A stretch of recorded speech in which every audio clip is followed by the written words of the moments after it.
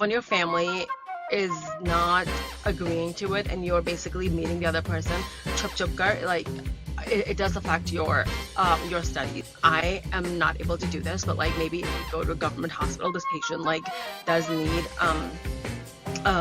to be inpatient. But hey, assalamu alaikum everyone, this is Sana from Dramalogue, and I'm going to be reviewing Parwarish with you guys. I'm just here by myself. Sunny wasn't able to join us, and so it's just me and myself and I. So I think we're here with like I think episodes 31, 32, or 33 of Parwarish. I know Sunny has been reviewing. Sunny, I think Hina and Haneza have been reviewing Parwarish with you guys, so I thought I would give my opinion on this. Basically, I don't know. I think I've said it before. The main thing that the main beef I have with Parvarish is the whole premise of this family moving from Chicago, because I'm from Chicago area and I know how people are here, and like these kids do not seem like they're from Chicago, basically, from accent and like just the way they are. They don't seem like they're from Chicago area. So that's where my whole situation is, and I feel like the writer should have done a better job at doing more research on this, because you gotta do research on every aspect when you're writing something, because you have to know how people live in that area when you're going to be writing about that place. So for me, this family could have moved from Lahore or like any other place. They don't have to be from Chicago, per se. So in these past episodes we see like not much progress really. Like we see JB return back from Chicago. His business isn't doing too well, and he is more what else, he's basically like we have Wali and Maya's relationship dynamics there. Then we see another character who was introduced with I guess he's gonna be with Amal. And then we see like Anya basically saying like basically confronting her father about like why he did not defend her when it was her time. So we kind of like see the different aspects of parenting between JB and his brother. And to be honest, like I felt really sad for JB during these two episodes, because I felt that like from his point of view what he was doing was right. He wasn't like a bad father. He thought like what he was कि जो कर रहा है वो ठीक अच्छा कर रहा है, and like that's how he was raised. He has to hide all of his feelings from his family. He has to protect them. He cannot like reveal to them he's going through a crisis or anything. And that's just like sometimes like that's how men are in our society raised. You're not supposed to like cry. You're not supposed to like uh, express your feelings. And that's just like a sort of like a patriarchal society, and that's how boys are raised. Oh, you're a boy, so why are you crying? When a little boy like falls and gets hurt, we'll say, oh, tum to ladke ho, tum kyun ro rahe ho, and then as opposed to a girl who falls down and like she starts crying, we'll be like, oh, it's okay, girl, baby girl, it's okay. So there's like a difference in our in how we as parents do it, and I've seen it till this day, even in today's generation. There's nothing changed, and so like men are like are even till this day, we see like men as more stronger, and like not we inhibit or prohibit men from expressing their feelings, or even showing any signs of like softness or gentleness. Like if a boy is playing with a doll, will it is frowned upon. We won't like it. We'll start like taking it away from him, or some people will just like go to the extreme of like saying other stuff towards other other characters that I don't want to talk about. Anyway, so that's where we're at right now. And the other, so I feel like JB, that's how JB is, and um, this whole situation about JB, um, he was raised this way, and he was, in his mind, he was protecting his family, and that was the only way he could protect his family.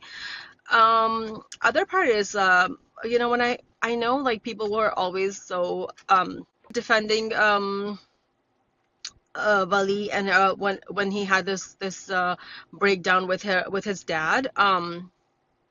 But I feel like at that point, like, at that point I felt like, oh yeah, like his dad is being toxic. But when I think about it, like now, I mean, his like this kid is like an adult, right? Okay, so he can just, like, why is he even living in that house? He can just say, hey dad, I'm gonna get, go out from this house, that's it. I mean, he was actually being a kid. This dude is like 18 and above, and he's relying on his father, and his father is actually right, like, you are staying in my house, you're using my money, and you are like saying to me that like you don't want this and you don't want that. Hey, you know what, like, you have to be home at this specific time. So yes, I am controlling you because my house, my rules. How many times do we say that to our kids? Like, I was the other day, like, I was with my son, and like, I have a 15-year-old boy. So he's like, he was telling me that, like, I told him to go to bed early. I'm like, it was like 9:30, and I'm like, you need to go to bed because it's time to go to bed. Like, he has school the next day, and he's like, oh, you're controlling me. And I was like, no, I'm not controlling you. You have to go to bed. I'm like, once you're 18, you once you leave this house, you can do whatever you want. If what as long as you're in my house, my house, my rules. You go to bed at the time that I tell you to go to bed, dude. Like, I'm not gonna allow you to, like, just be sleeping till like noon the next day. That's just wrong. So in that sense, like, I don't think it was wrong, because you can't just be like wasting away your life. And Other than that, like, if his oh, and then, like, I coming back to, like, Chicago, like, they're from Chicago, and I don't understand, like, they were in Chicago, so were these kids ever involved in, like, any extracurricular activities at school, or not through school, like, through, like, their masjid, that I don't know what city they were from, what suburb they were from. um like, our communities here in Chicago, especially Chicago area, like, we have such amazing, like, youth programs for Muslim kids, that I don't understand, like, how these kids, like, even, like, did not have that peer support that they needed. Uh so yeah, so that was my other point. Like, again, we're just coming back to, like, the whole premise of the show, like, the whole coming from back from Chicago. It's just like, to me, it's just like, really does not make sense. And then I know, like, the whole suicide part, trigger warning here, regarding Anya. I was talking to last weekend I went to Houston, at a family wedding, and there was a girl who was here from Pakistan, actually. She's a medical student, and she was here, just for the wedding, and I was talking to her about this wedding, or, like, the psychiatry part in Pakistan, and she was saying that, like, yeah, like, that's how it happens, especially in the private sector. Like, parents, or I guess, like, doctors do refuse to take patients, if even if, like, they're minors, if they don't agree to medications, just because they don't want to take a risk. They don't want to get involved in, like, anything, and, like, so it happens more in the private sector, like, in the private clinics or private hospitals. So you basically have to take the patient to a more, like, government hospital, a public hospital, instead. So I think, like, when this happened, when she had suicidal ideation and suicidal attempt, Anya's mom called a doctor who was a private doctor, and that's when the doctor said, like, oh, I cannot give her medications without her consent, and that was a private doctor, and that's why she said what she said. But, like, I do want to reiterate, like, if you have a if you well, first of all, like, that doctor is not doing her job correctly, if she's gonna say that, like, uh, that the patient is has her own choice, because it's basically a disservice to the profession, because you're putting your patient's life at risk. And if private hospitals or private doctors are doing that in Pakistan, it's totally wrong. And I think somebody should be raising a voice against this. At least, like, the I guess like the health community over there should be raising a voice against this. I guess like this drama is a good point. Um, uh, um, is actually like a focal point that they can actually take this and start raising a point. And I don't know why they're not.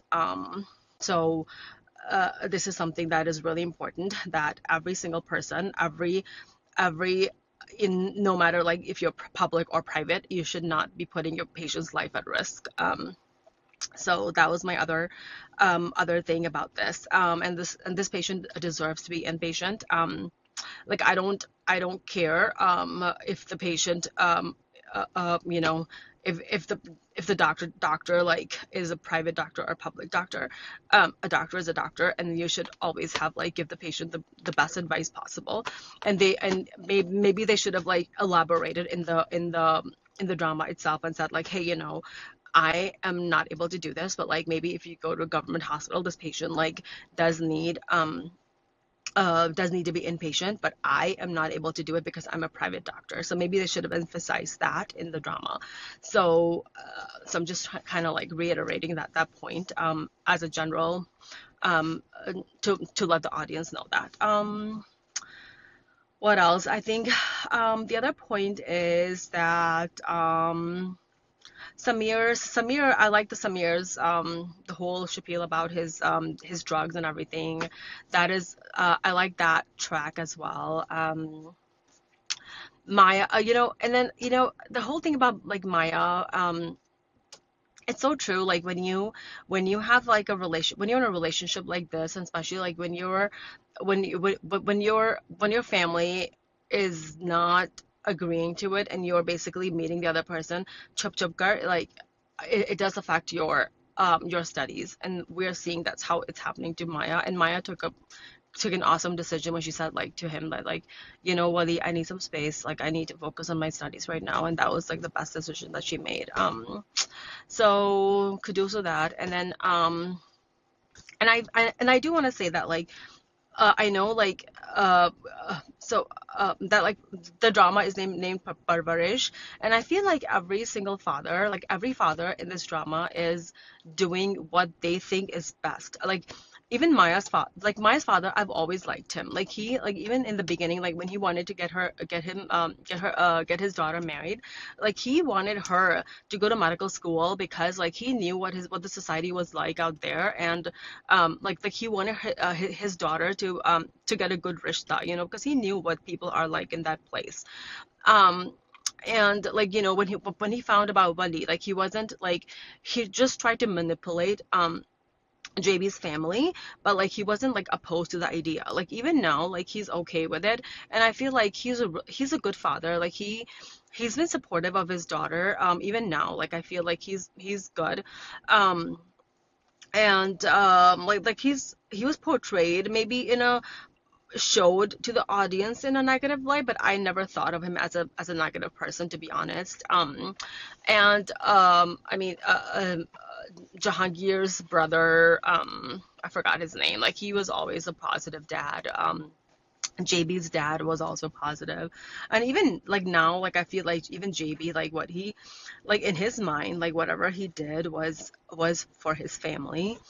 Maybe like some of the decisions that he made might not be like the best for his family, but like whatever he was doing was for the best for his family. Like what he thought was best for his family. So I think that's my I think that's pretty much it. I don't know if you guys have any other questions for me, as far as like the mental health aspect of it. And I know like, once like this drama is over, I'm gonna have actually like a Dr. Huma, like the one from California. She's a psychiatrist. I'm gonna have her over and kind of discuss this whole mental health aspect of this drama. And we'll have a talk like a talk with her as well. So that's it from my side. And if you guys have any questions or comments, I know I'm back. So if you guys want me to review any particular drama, let me know, and we'll be back with another drama review soon. Okay? So see you guys soon. Allah Hafiz.